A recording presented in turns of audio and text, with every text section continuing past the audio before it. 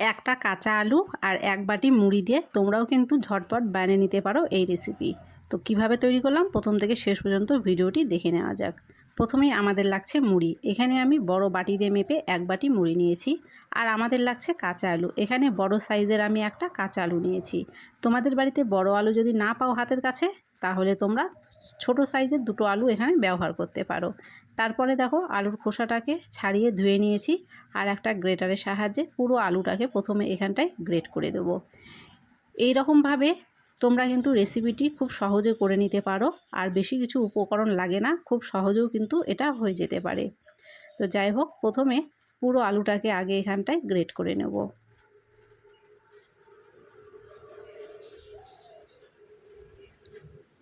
দেখো পুরো আলুটা আমি কিন্তু এখানে একদম গ্রেট করে নিলাম। আর গ্রেট করার পরে তোমরা দেখতেই পাচ্ছ এটা কিন্তু কতটা মিহি হয়েছে।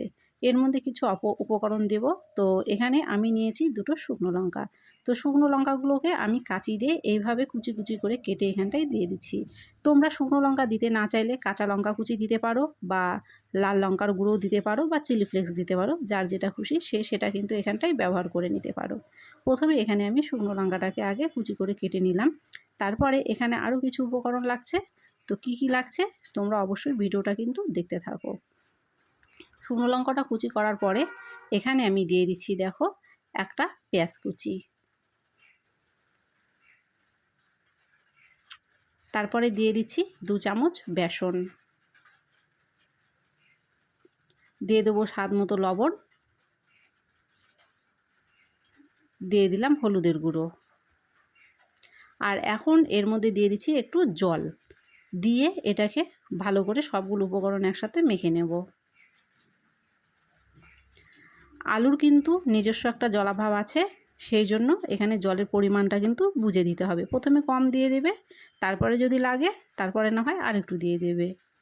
তো আমি একবার যে জল দিয়েছি সেটাই কিন্তু আমার সঠিক মাপ হয়ে গেছে। এখানে পরে আমার জল আর কোনো লাগছে না। তো এটাকে খুব ভালো করে মেখে নিচ্ছি। প্রথমে মেখে নেওয়ার পরে কিন্তু কিছুক্ষণ এটাকে আমি এইভাবেই ঢেকে রেখে দেব।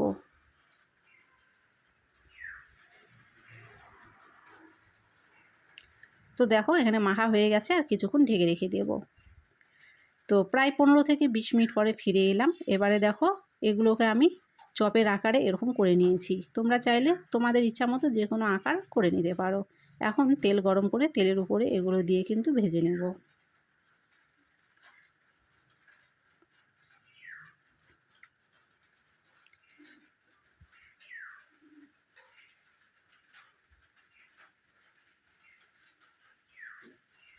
তো এগুলোকে ঠিক এইভাবে উল্টে পাল্টে লাল করে ভেজে নিলেই হবে।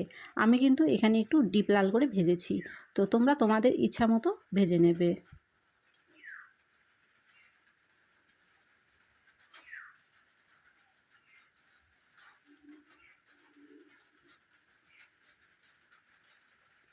একই রকমভাবে কিন্তু সবগুলো আমি এখানটায় ভেজে নেব।